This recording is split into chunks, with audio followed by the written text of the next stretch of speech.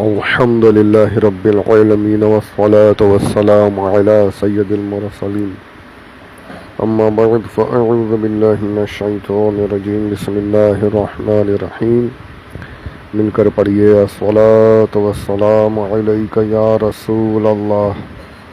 وعلی آلک واصحابک یا حبیب اللہ۔ غزوہ موطا سے مسلمانوں کی واپسی شروع ہو گئی۔ جب حضرت خالد بن ولید رضی اللہ عنہ اپنے لشکر کے ساتھ مدینے کے قریب پہنچے تو حضور صلی اللہ علیہ وسلم گھوڑے پر سوار ہو کر ان لوگوں کے استقبال کے لیے تشریف لے گئے، اور مدینہ کے مسلمانوں چھوٹے چھوٹے بچے بھی دوڑتے ہوئے مجاہدین اسلام کی ملاقات کے لیے گئے۔ حضرت حسان بن ثابت نے جنگ موطا کے شہداء کرام کا ایسا پردرد مرثیہ سنایا کہ تمام سامعین رونے لگے۔ حضرت جعفر رضی اللہ عنہ کے دونوں ہاتھ شہادت کے وقت کٹ کر گر گئے تھے۔ حضور صلی اللہ علیہ وسلم نے ان کے بارے میں ارشاد فرمایا کہ اللہ تعالیٰ نے حضرت جعفر کو ان کے دونوں ہاتھوں کے بدلے 2 بازو عطا فرمائے ہیں، جن سے اڑ کر وہ جنت میں جہاں چاہتے ہیں چلے جاتے ہیں۔ یہ میں نے کل آپ لوگوں کی خدمت میں عرض کر دیا تھا۔ یہی وجہ ہے کہ حضرت عبداللہ بن عمر جب حضرت جعفر رضی اللہ عنہ کے صاحبزادے حضرت عبداللہ کو سلام کرتے تھے تو یہ کہتے تھے کہ السلام علیک یا ابن ذی الجناحین، یعنی اے 2 بازوں والوں کے بیٹے تم پر سلام ہو۔ جنگ موطا اور فتح مکہ کے درمیان چند چھوٹی چھوٹی جماعتوں کو حضور صلی اللہ علیہ وسلم نے کفار کی مدافعت کے لیے مختلف مقامات پر بھیجا۔ ان میں سے بعض لشکروں کے ساتھ کفار کا ٹکراؤ بھی ہوا۔ ان سریوں کے نام یہاں پر لکھے ہیں۔ فرماتے ہیں کہ ان میں سے ایک سریہ بہت مشہور ہے جس کا نام تھا سریۃ الخبط۔ اس سریہ کو حضرت امام بخاری رحمۃ اللہ علیہ نے غزوہ سائف البحر کے نام سے ذکر کیا ہے۔ رجب 8 ہجری میں حضور صلی اللہ علیہ وسلم نے حضرت ابو عبیدہ ابن الجراح رضی اللہ عنہ کو 300 صحابہ کرام کے لشکر پر امیر بنا کر ساحل سمندر کی جانب روانہ فرمایا تاکہ یہ لوگ قبیلہ جوہینہ کے کفار کی شرارتوں پر نظر رکھیں۔ اس لشکر میں خوراک کی اس قدر کمی پڑ گئی کہ امیر لشکر مجاہدین کو روزانہ 1 کھجور راشن میں دیتے تھے۔ اب سوچئے ذرا کہ اس قدر راشن کھانے پینے کا سامان کم ہو گیا کہ 1 کھجور دیتے ہیں پورے دن میں کھانے کے لیے۔ اللہ اکبر۔ یہاں تک کہ ایک وقت ایسا بھی آ گیا کہ یہ کھجوریں بھی ختم ہو گئی اور لوگ بھوک سے بے چین ہو کر درختوں کے پتے کھانے لگے۔ یہی وجہ ہے کہ عام طور پر مورخین نے اس سریہ کا نام سریۃ الخبط یا جیش الخبط رکھا ہے۔ خبط عربی زبان میں درخت کے پتوں کو کہتے ہیں، چنانچہ مجاہدین اسلام نے اس سریہ میں درختوں کے پتے کھا کر جان بچائی، اس لیے اسے یہ نام دیا گیا۔ حضرت جابر رضی اللہ عنہ کا بیان ہے کہ ہم لوگوں کو اس سفر میں تقریباً 1 مہینہ رہنا پڑا، اور جب بھوک کی شدت سے ہم لوگ درختوں کے پتے کھانے لگے تو اللہ تعالیٰ نے غیب سے ہمارے رزق کا یہ سامان پیدا فرما دیا کہ سمندر کی موجوں نے ایک اتنی بڑی مچھلی ساحل پر پھینک دی جو ایک پہاڑی کے مانند تھی۔ چنانچہ 300 صحابہ رضی اللہ عنہم نے 18 دنوں تک اس مچھلی کا گوشت کھاتے رہے اور اس کی چربی اپنے بدن پر ملتے رہے، یعنی تیل کی طرح استعمال کی کہ سردی سے بچیں، یا اور کوئی وجہ ہوگی۔ اور جب وہاں سے روانہ ہونے لگے تو اس کا گوشت کاٹ کاٹ کر مدینہ تک لائے اور جب یہ لوگ بارگاہ نبوت میں پہنچے اور حضور صلی اللہ علیہ وسلم سے اس کا تذکرہ کیا تو آپ نے ارشاد فرمایا کہ یہ اللہ تعالیٰ کی طرف سے تمہارے لیے رزق کا سامان ہوا تھا۔ پھر آپ نے اس مچھلی کا گوشت طلب فرمایا اور اس میں سے کچھ تناول بھی فرمایا۔ اتنی بڑی مچھلی تھی وہ کہ 18 دن تک 300 مجاہدین کھاتے بھی رہے تو بھی بچ گیا، ساتھ میں کاٹ کر مدینہ شریف بھی لے آئے گوشت۔ اب وہ اتنی بڑی تھی، اس کا ذکر، اس کا تصور کیجئے۔ حضرت ابو عبیدہ رضی اللہ عنہ نے اس کی 2 پسلیاں، عام طور پر مچھلیوں کے کانٹے واٹے ہوتے ہیں نا چھوٹے چھوٹے، اس کی پسلیاں تھی بڑی بڑی، پہاڑی کی مانند تھی، تو سوچئے اس کی 2 پسلیاں زمین میں گاڑ کر کھڑی کر دی، یعنی کمان بنا دی، رائٹ لیفٹ دونوں کو ملا کر کے کمان کی طرح ہو گیا وہ۔ تو کجاوا باندھا ہوا اونٹ اس محراب کے اندر سے گزر گیا، یعنی پورا اونٹ اس کی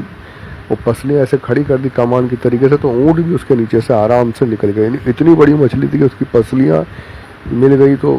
اتنا بڑا یعنی گیپ بن گیا نیچے سے اوپر تک کہ اونٹ اس کے اندر سے آرام سے نکل گیا۔ یہ اللہ تعالیٰ کی طرف سے غیبی امداد صحابہ کرام کی ہوئی تھی، اور یہ آج بھی ہو سکتا ہے۔ بندے کو اللہ تعالیٰ پر اتنا اعتماد، اتنا بھروسہ، اتنا ایمان ہونا چاہیے، تو اللہ کی مدد کچھ دور نہیں ہے۔ اور وہ ایمان اللہ تبارک و تعالیٰ صحابہ کے ایمان کا ذرہ ہم سب کو عطا فرما دے، تو ہم بھی یہ سب غیب کی نعمتیں اللہ تبارک و تعالیٰ کی طرف سے پا سکتے ہیں، بے شک پا سکتے ہیں۔ ساری دنیا، سارا جہان مسلمان کے لیے بنا ہوا ہے، تو سب کچھ جب ہمارا ہے تو ہمیں بھی سب کچھ مل سکتا ہے، بشرطے کہ ہم اس لائق بن کر دکھائیں۔ اب یہ حدیث پاک سے یہ بھی پتہ چلا کہ حضور اکرم صلی اللہ علیہ وسلم نے مچھلی کا گوشت بھی تناول فرمایا ہے، تو مچھلی کو بھی سنت کے ادا کرنے کے حساب سے بھی کھا لینا چاہیے، مطلب یعنی کہ کچھ لوگوں کو پسند نہیں ہوتی ہے، نہیں کھاتے، تو سنت ادا کرنے کی غرض سے کھا لیں گے تو انشاءاللہ ثواب بھی ملے گا، اور اس کے اندر جو طاقت ہے، کیلشیم وغیرہ جو، وہ تو الگ اپنی جگہ پر ہے۔ تو یہ واقعات جو تھے سنہ 7 ہجری کے ہم سن رہے تھے، جو یہاں پر اس کتاب میں ختم ہوئے۔ اب جو ہے سنہ 8 ہجری شروع ہو رہا ہے۔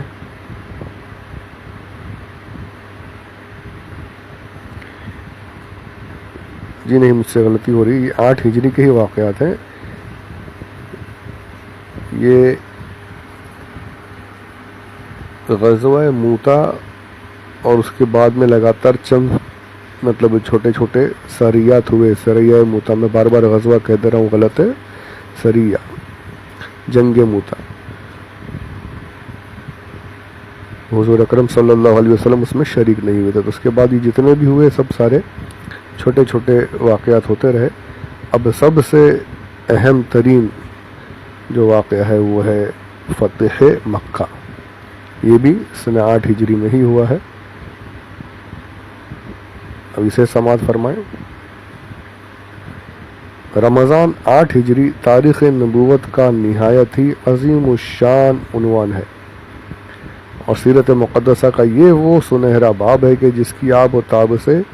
ہر مومن کا دل قیامت تک مسرتوں کا آفتاب بنا رہے گا، کیونکہ تاجدار دو عالم صلی اللہ علیہ وسلم نے اس تاریخ سے 8 سال قبل انتہائی رنجیدگی کے عالم میں اپنے یار غار کو ساتھ لے کر رات کی تاریکی میں مکہ سے ہجرت فرما کر اپنے وطن عزیز کو خیر باد کہہ دیا تھا، اور مکہ سے نکلتے وقت خدا تعالیٰ کے مقدس گھر خانہ کعبہ پر ایک حسرت بھری نگاہ ڈال کر یہ فرماتے ہوئے مدینہ روانہ ہوئے تھے کہ اے مکہ، خدا کی قسم تو میری نگاہ محبت میں تمام دنیا کے شہروں سے زیادہ پیارا ہے،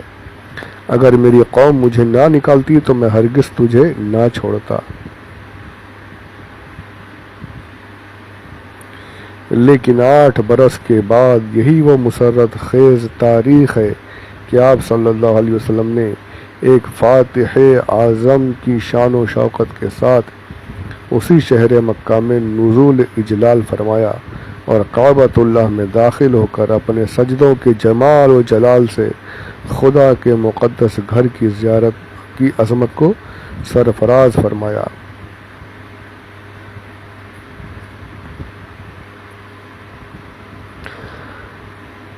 ذہنوں میں یہ سوال سر اٹھاتا ہے کہ جب کہ حدیبیہ کے صلح نامے میں یہ تحریر کیا جا چکا تھا کہ 10 برس تک فریقین کے مابین کوئی جنگ نہیں ہوگی، دونوں پارٹیز خاموش رہیں گے، سیز فائر 10 سال تک آپس میں لڑائی نہیں ہوگی، فریقین فریق اور فریقین 2 ہے تو اس لیے فریقین، یہ سمجھنے کی بات ہے، تھوڑا علمی بات ہے، وہ پارٹیز میں انگلش میں بتا دے رہا ہوں، دونوں طرف کی جو پارٹیز، دونوں مسلمان اور کفار قریش میں معاہدہ تھا، آپ سن چکے ہیں صلح حدیبیہ میں کہ 10 سال تک نہیں پڑیں گے، تو پھر آخر 10 سال تک نہیں لڑیں گے، تو آخر وہ کون سا ایسا سبب نمودار ہو گیا کہ صلح نامے کے فقط 2 سال ہی بعد تاجدار دو عالم صلی اللہ علیہ وسلم کو اہل مکہ کے سامنے ہتھیار اٹھانے کی ضرورت پیش آ گئی اور آپ ایک عظیم لشکر کے ساتھ فاتحانہ حیثیت سے مکہ میں داخل ہوئے؟ تو اس سوال کا جواب یہ ہے کہ اس کا سبب کفار مکہ کی عہد شکنی اور حدیبیہ کے صلح نامے سے غداری ہے۔ اب وہ عہد شکنی کیا ہے یہ سماعت فرمائیں۔ صلح حدیبیہ کے بیان میں آپ سن چکے ہیں کہ حدیبیہ کے صلح نامے میں ایک یہ شرط بھی درج تھی کہ قبائل عرب میں سے جو قبیلہ قریش کے ساتھ معاہدہ کرنا چاہے وہ قریش کے ساتھ معاہدہ کرے، اور جو حضور اکرم صلی اللہ علیہ وسلم سے معاہدہ کرنا چاہے وہ حضور کے ساتھ معاہدہ کرے۔ چنانچہ اسی بنا پر قبیلہ بنی بکر نے قریش سے باہمی امداد کا معاہدہ کر لیا۔ بنی بکر اور قریش یعنی یہ دونوں الائز بن گئے، ساتھ میں ہو گئے ایک ساتھ، اور قبیلہ بنی خزاعہ نے رسول اللہ صلی اللہ علیہ وسلم سے امداد باہمی کا معاہدہ کر لیا، یعنی یہ حضور کے ساتھ ہو گئے۔ یہ دونوں قبیلے مکہ کے قریب ہی میں آباد تھے، لیکن ان دونوں میں عرصہ دراز سے سخت عداوت اور مخالفت چلی آ رہی تھی۔ ایک مدت سے تو کفار قریش اور دوسرے قبائل عرب کے کفار مسلمانوں سے جنگ کرنے میں اپنا سارا زور صرف کر رہے تھے، لیکن صلح حدیبیہ کی بدولت جب مسلمانوں کی جنگ سے کفار قریش اور دوسرے قبائل کفار کو اطمینان ملا تو قبیلہ بنی بکر نے قبیلہ بنی خزاعہ سے اپنی پرانی عداوت کا انتقام لینا چاہا اور اپنے حلیف قریش سے مل کر بالکل اچانک طور پر قبیلہ بنی خزاعہ پر حملہ کر دیا۔ اب یہ دیکھیے، صلح کے بعد حضور اکرم صلی اللہ علیہ وسلم کفار کی طرف دیکھ بھی نہیں رہے، یعنی محبت کا معاملہ چل رہا ہے، یہاں سے حملے نہ ہو، جنگ نہ ہو آپس میں، یہ حضور اکرم صلی اللہ علیہ وسلم کا یہ نقطہ نظر تھا۔ اور یہاں پر یہ کفار قریش ان کا حال یہ ہو گیا کہ چلو اب تو محمد سے نہیں لڑنا ہے، تو اپنے جو پرانے ہیں جو دشمن ہیں ان کو ٹھکانے لگاتے ہیں۔ یہ عجیب ان کی فطرت تھی کہ بنی بکر نے جمع کیا قریش کو، چلو بولے اب ان کو ٹھکانے لگاتے ہیں، اور وہی ان لوگوں نے کر دیا، اچانک بنی خزاعہ پر حملہ کر دیا۔ اس حملے میں کفار قریش کے تمام رؤسا یعنی اکرمہ، صفوان، سہیل وغیرہ بڑے بڑے سرداروں نے اعلانیہ بنی خزاعہ کو قتل کیا۔ بیچارے بنی خزاعہ اس خوفناک ظالمانہ حملے کی تاب نہ لا سکے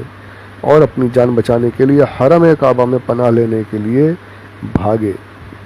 یعنی بالکل حملہ اتنا سخت کر دیا کہ لڑنا تو چھوڑی، جان بچا کر بھاگنا پڑا ان کو۔ بنی بکر کی عوام نے تو حرم میں تلوار چلانے سے ہاتھ روک لیے اور حرم الہی کا احترام کیا، لیکن بنی بکر کا سردار نوفل اس قدر جوش کے انتقام میں آپے سے باہر ہو چکا تھا